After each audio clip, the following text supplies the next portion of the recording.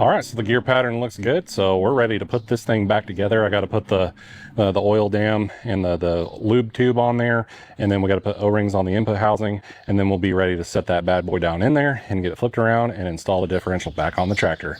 But that's going to have to wait till tomorrow morning, and I'll see you guys then. And I'm back this morning. I wanted to take a little bit more time to evaluate this gear pattern for you guys, because this is not something that you do all the time, or you're not.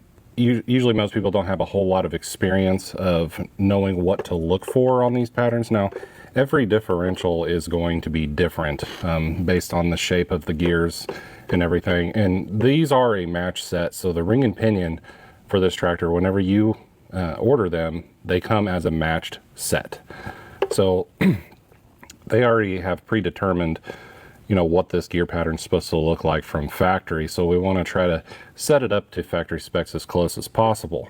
So a little terminology here that we're going to talk about is, so on our ring gear here, the top of the tooth is called the heel, and then the bottom of the tooth closest to the differential housing is the toe.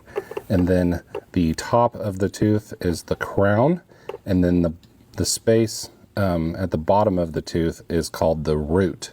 Okay, so what we're looking for is the pattern right here that you see where there's no blue, right, where it's kind of wiped clean right there.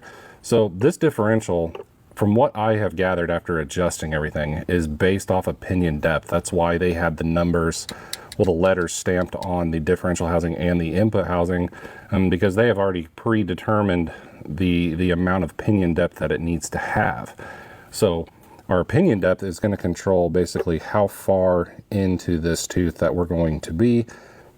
The more pinion depth that we have, you know, the closer you're going to be to the root of the tooth. The less pinion depth we have, the closer you're going to be to the crown.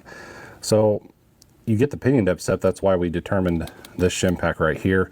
And then, of course, we adjusted the preload and backlash after that. So doing this pattern here is just to verify that what we did is actually doing what it's supposed to.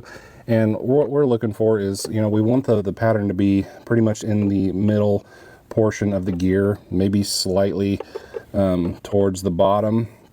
But like I said, every gear set is going to look just a little bit different, okay? Whether you're setting up a Deere, a Cat, a Ford, a Dodge, Chevy, whatever you're working on. But what I'm looking for is kind of an oval football kind of shape right in the middle of the gear. I definitely don't want any wear on the crown of the tooth. As you can see here, we have this nice dark blue line right here. So I think we're okay.